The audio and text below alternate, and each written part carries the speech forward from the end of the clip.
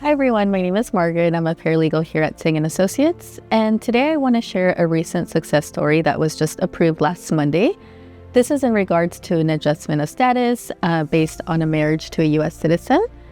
And in this case, the applicant, which was a wife, entered on a J-1 visa and then she overstayed. So prior to working on their case, we had a few months where we were working on different steps towards getting them ready. For example, the petitioner had a few doubts and concerns in regards to his tax situation and whether he would qualify for the ICE 864 sponsorship. So eventually, once they got married and they were ready to file, we began to start the whole process of gathering all of the documents. We filed what's called a concurrent application, which is when you file the I-130 application together with the I-485. And then within that, we also submitted proof of her entry on the J-1 visa. One of the hurdles that we encountered was that she did have a J-1 visa, which did specify that she was not subject to the 2-year requirement. But usually in these cases, we would also want to submit the Form DS 2019, which further confirms that. And that's because in the past, there has been a confusion and discrepancy between both of these documents. So if you have both, it really solidifies the fact that they are not subject to that 2-year requirement. And in this case, she had moved from Ecuador, that she had lost that paperwork. So once we confirmed with her that she was confident in that, we decided to move forward with the I-485 adjustment of status filing.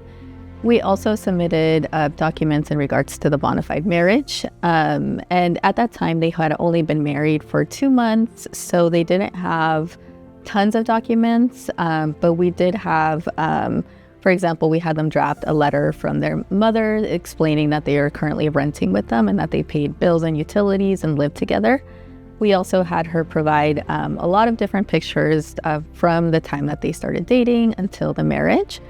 And then they also hadn't had the time to really establish bank accounts, but instead of that, we did have them submit different like Zelle and Venmo transactions. And they had also traveled extensively together, so we had them show different receipts and flight confirmations of everywhere that they had traveled together. Once we prepared a solid application with all of the required documents, with proof of sponsorship, bona fide marriage, and all of the other applications, then we filed the adjustment.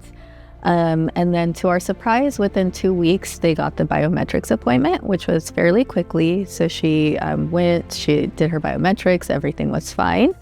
And then also within about a month and a half, she got her interview notice, which was extremely quick.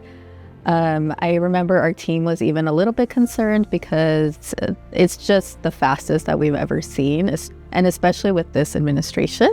We weren't sure if that should raise some concern on our end because, we've heard stories of people being apprehended at their interview. Luckily, we haven't seen that within our clients, but you just have to be careful. So in preparation for the interview, we had our clients take a copy of everything that we had submitted. We also had them gather a little bit more bona fide documents. And then we also had a mock interview with the attorney who was going to be present with them at that interview. And then from there, they attended the interview together with the interpreter, the attorney, and they were actually approved on the spot. Our client said that the officer was pretty much like, hey, I'm going to approve you guys. We're just going to ask you a few questions. So they were really relieved automatically because, again, they didn't know, perhaps they thought they might be grilled on their relationship. They weren't together for super long.